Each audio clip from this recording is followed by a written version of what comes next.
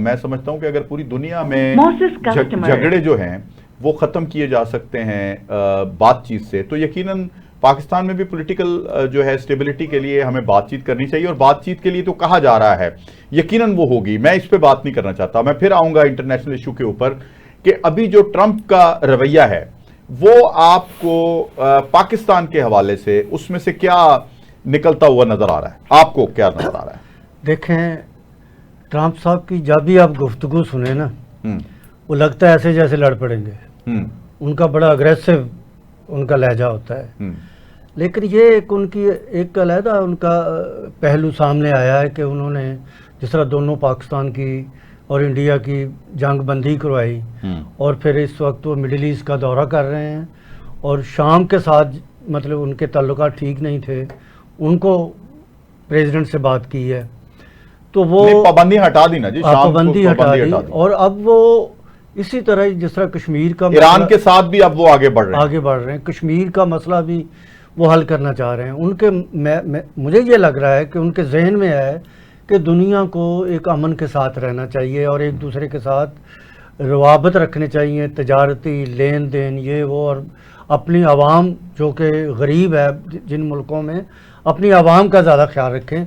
और मैं ट्रंप साहब को जब देखता हूँ कि यार इनका लहजा तो इस तरह होता है कि जिस तरह लड़ रहे हूँ, अगर मीडिया के सामने बैठते हैं तो मीडिया से लड़ रहे होते हैं, लेकिन इंटरनली देखें वो अपने अंदर उनकी ये ख्वाहिशें हैं कि यार अमन होना चाहिए हर जगह। जिस तरह आपने बात की यूक्रेन और रशिया की, जो इसार राना साहब ने बात की है ना माफ़ी की, मैं उस पर बात करना चाहता हूँ ज़रूर। कि देखें 2 साल हो गए हमारे वर्कर पार्टी की सेकंड लीडरशिप जेलों के अंदर बंद है। ਤੇ ਸਰ ਤੁਹਾਨੂੰ ਕਿਹਨੇ ਕਿਹਾ ਸੀ ਤੁਸੀਂ 9 मई करो? हाँ जी, इमरान खान। ਤੁਹਾਨੂੰ ਕਿਹਨੇ ਕਿਹਾ ਸੀ एमएम आलम ਦਾ जहाज तोड़ो? आपको किसने कहा था कि जी अपना जो हमारे आर्मी के एसेट्स हैं उनके ऊपर हमला करें? आपको किसी ने नहीं कहा था ना, तो अब आप माफी मांग लें। तो अब इसार राना साहब की बात को आगे बढ़ाऊंगा, यही बड़ा लीडर है ना हमारा, जो आपको पता है मेरी कितनी हमदर्दियां हो सकती हैं। अब माफी मांग ले 9 मई की, 9 मई से मेरी बात सुने जवाब आपकी सर, आपकी आमतन घोष है, फरमाइए। तो पहले साबित तो कर दें, आप साबित तो करें। वो तो कह रहे हैं कमीशन बना लें, वो तो कह रहे हैं कि जजों का कमीशन बनाएं और उसके अंदर साबित कर दें। सही, ऐसे तो किसी को नहीं ना सजा देंगे जी तू किसी ने पा दे तू कितना है, भाई साबित करे ना। और यही बात है। अच्छा सर, ये भी जरा मुझे बताएं कि अब चलो मजे की गल है कि तुहाडे नाल मजा आंदा है गल करन दा, आप जरा ये बताएं कि 9 मई किया पीटीआई ने, 10 मई कर दिया जनाब चीफ ऑफ आर्मी स्टाफ जनाब मोहतरम आसिम मुनीर साहब ने इंडिया के साथ। तो इसको आप ये भी आप क्या समझते हैं, पाकिस्तान में ये भी कोई हाथ हो गया खान साहब के साथ? नहीं, कोई हाथ नहीं हुआ। खान साहब के 2 ट्वीट जो हैं वो ऑन रिकॉर्ड हैं कि जेल में बैठा हुआ शख्स जो है वो मोदी को गाली दे रहा था और बाहर आजाद बैठा हुआ शख्स की जबान गूंगी हो गई थी। ठीक है। पीटीआई के सोशल मीडिया को डीजी आईएसपीआर ने तस्लीम किया कि उन्होंने हमारे साथ खड़े हुए। अब अता तारड़ ने तस्लीम किया कि हाँ वो हमारे साथ खड़े हुए। राना सनाउल्लाह ने तस्लीम किया कि वो हमारे साथ खड़े हुए। पीटीआई के सोशल मीडिया ने, इसमें मैं एग्री करता हूँ आपके साथ, बिल्कुल ठीक बात। तो फिर और क्या चाहिए कि एक शख्स जेल में बैठा हुआ 3 दफा मोदी को का नाम लेकर ट्वीट कर रहा है, 3 दफा उस पर बात कर रहा है, और इंडिया में उसके खिलाफ गलीज किस्म का प्रोपेगेंडा नवाजी के खिलाफ क्यों नहीं हो रहा? ठीक।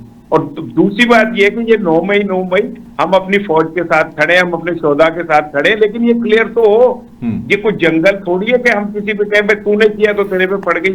हमें साबित करना है कि ये हुआ और जो इसके जिम्मेदार हैं उनको सजा मिलनी चाहिए, वो चाहे कोई। अच्छा मुबीन का सब, चूंकि आप कानूनदान है तो अब किस तरह साबित करना है? वीडियोस तो सामने है, कमीशन बना दे। वीडियोस आपने कोर्ट में पेश नहीं की, यही तो सबसे बड़ा इशू। सुप्रीम कोर्ट ने मांगी तो वहां भी वीडियो दी थी।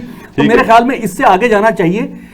9 मई के बाद आप सर कामरान मसीह की तो वीडियो आ गई है, आप देखें कि सर जरा ये जरा बता दें, कामरान मसीह की तो वीडियो आ गई है ना। सुने, देखें जिस दिन 10 मई का वाकया हुआ, जिसने 10 मई किया, आपकी अवाम मारे या मिसाइल मारे, उससे आप आज बैठे हैं और कह रहे हैं उससे मुज़ाकरात करें, ठीक है। और वो जो एक चीज का इशू है उसके लिए आप कहते हैं नहीं सजा भी दे दो, पहले वो माफी मांगो।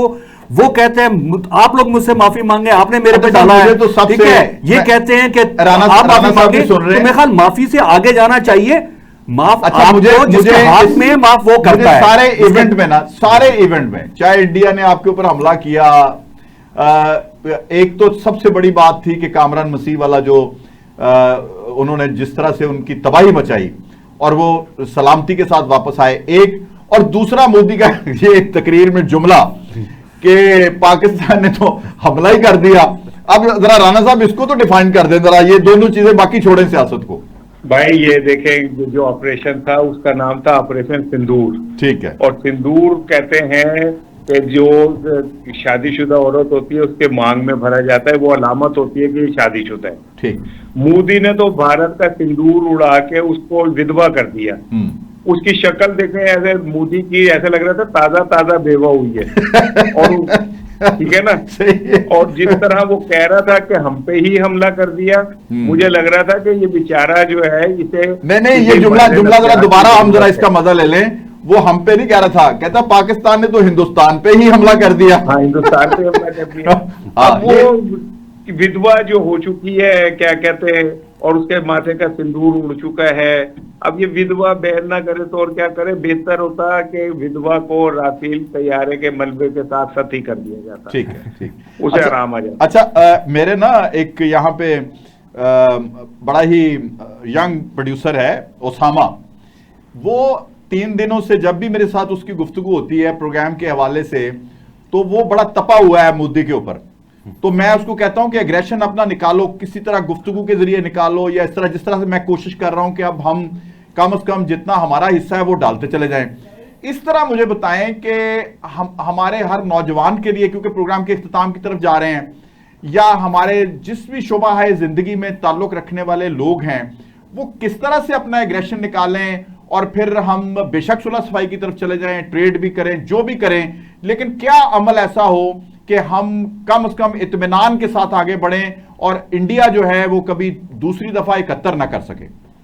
भाई देखें, फतह के जो उसमें सब गुम है, मैं उन लोगों में से नहीं हूँ। मैं तो जरा मुझे कोई अच्छा समझे बुरा समझे, ठीक, मैं ये जाती तौर पे समझता हूँ कि अगर हमने फतह हासिल कर ही ली तो इसमें इतना पागल नहीं होना चाहिए। ठीक है, हमने अगर मोदी को जवाब देना है तो अपने मुल्क में डेमोक्रेसी लेके आए।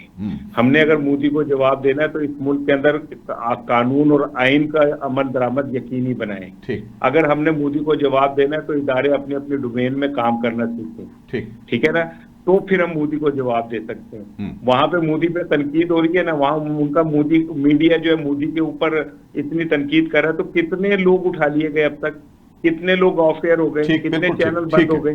बिल्कुल ठीक है, लेकिन उन्होंने तो तबाही मचाई हुई थी चैनल्स के, सिर्फ एक चलो मचाई थी, हाँ, वो फिर उन्होंने भुगत भी लिया ना। अच्छा काजी साहब, आप एक जुमला नाज़रीन के लिए, एक जुमला। भारतीय फौज सिंदूर लगा के आई थी, आपने तीसरे दिन सफेद साड़ी में वापस भेजी। ठीक है, अमीन जकी साहब। बिल्कुल जी, पाकिस्तान के अंदर अमन होना चाहिए, और सियासी जब तक यकजहती नहीं होती तो मुल्क का कौमी यकजहती को फरोग नहीं मिल सकता।